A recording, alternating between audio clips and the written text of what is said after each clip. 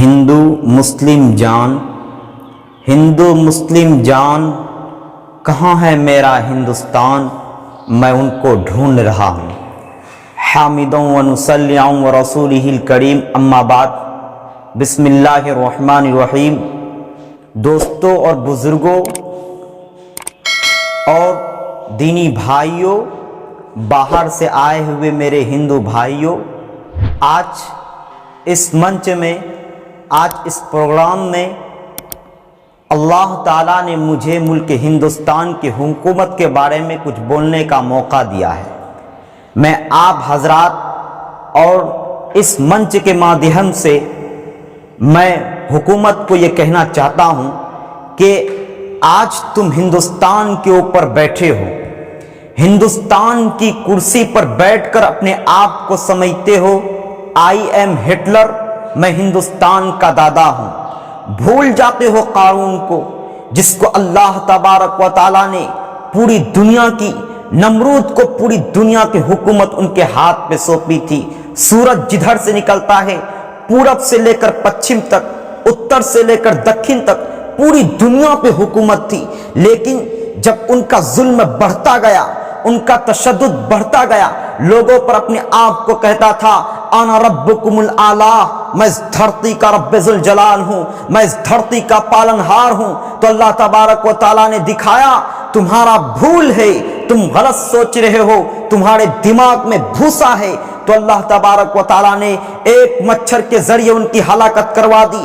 اس لیے آج کے موجودہ حکومت پرائم منسٹر مودی جی سے میں کہنا چاہتا ہوں کہ اگر اللہ نے تمہیں وقتی طور پر کرسی دی ہے، لوگوں کے اوپر ان کرسیوں کا غلط استعمال مت کرو، ہندو مسلم برہمن کے نام پر جھگڑے مت لگاؤ، اور مسجد اور مندر کے نام پر ان کو لڑانے کی کوشش مت کرو، ورنہ ایک بات یاد رکھنا، دھرم کے نام پر اگر لوگوں کو تم نے لڑایا، دھرم کے نام پر لوگوں کے بیچ نفرت کی دیوار کھڑی کی، جس طریقے سے راون کو مٹانے کے لیے ایشور خود اترا تھا، تمہارے گرنتھوں کے حوالے سے کہتا ہوں اگر تم یہ کام کرتے، بیٹی بچاؤ بیٹی پڑھاؤ کے نام پر جملے بازی تم نے کیا، ٹھیک اچھی بات ہے، مسلمان کاندھا سے کاندھا ملا کر آپ کو ساتھ دینے کو تیار ہے، لیکن ریئل میں واقعتاً دل کے اندر درد ہے، تو مان لو آصفہ کو اپنی بہن، اس کے رپسٹ کو پھانسی کے پھندے پر لٹکا دو، لیکن آج تک ان کے رپسٹ ڈنڈلا رہے ہیں، آج تک ان کو انصاف نہیں ملا۔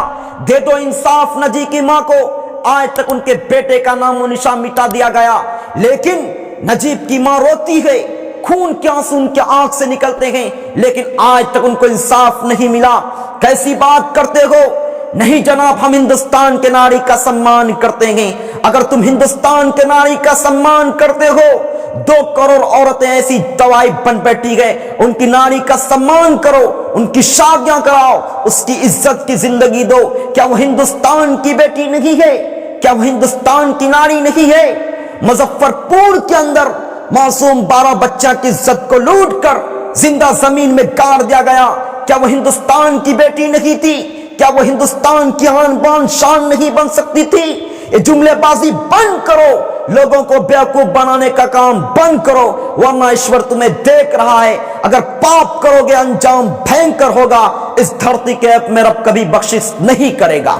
ذرا ڈرو ان مظلموں سے، اور یاد کرو اس وقت جب ان کی زبان سے نکلی ہوئی آہ آسمان میں جاتی ہے تو اپنے رب کے دربار سے وہاں سے فیصلے لے کر آتی ہے، اس لیے موقع ہے سدھر جاؤ قرآن کریم کے اوپر اعتراض کرنے سے، لوگوں کے اوپر ہندو مسلم اور مندر مسجد کے نام پر جھگڑے لگانے سے۔ میرے ہندوستان کے ہندو بھائیوں، میں آپ کو بڑا بھائی مانتا ہوں، مسلمان آپ کے چھوٹے بھائی ہیں، بذات آپ کے ہندو مسلم کے بیچ کوئی تناؤ نہیں، لیکن کیا کیجئے گا، کچھ راوان اور دجال کن سے موجود ہے اس دھرتی کے اوپر، جو کہیں مندر کے نام پر مسجد کے نام پر لڑاتے ہیں، جو کہیں مندر کے نام پر اور مسجد کے نام پر قرآن کریم کے اوپر اعتراض کر کے اور یہ کہتے ہیں یہ برقعے والی عورتوں کا حق مار لیا ہے ان مسلم مولانا نے، ان مسلمانوں نے عورتوں کو حق نہیں دیا، اس لیے کہتا تم پردے پہ رہو، اس لیے کہتا ہے تم پردے پہ رہو، لیکن تم کیا کہتے ہو؟ مسلم بہنوں تمہارے حق مار لیا ہے ان اسلام کے اندر، اس لیے تمہیں سر سے لے کر پیر تک ڈھانپنے کہا جا رہا ہے۔ ارے بیوقوف حکومت، सर से लेकर पैर तक ढांपने का मकसद यह है कि उनकी हिफाजत हो, उनकी इज्जत की हिफाजत हो, उनकी तरफ शैतानी निगाह ना उठे। यह मकसद है कुरान का, इस्लाम का, यह मकसद है कुरान का, इस्लाम का। अरे कुरान तो जीना के रास्ते से बचने को कहा जाता है। अरे तुम तो जानी हो, जीना करते हो, उल्टे कुरान करीम के ऊपर एलिगेशन कराते हो। अरे तुम तो माइक में बोलते हो बेटी बचाओ बेटी पढ़ाओ, लेकिन उन मासूम बच्चों के साथ इज्जत के साथ खिलवाड़ करते हो।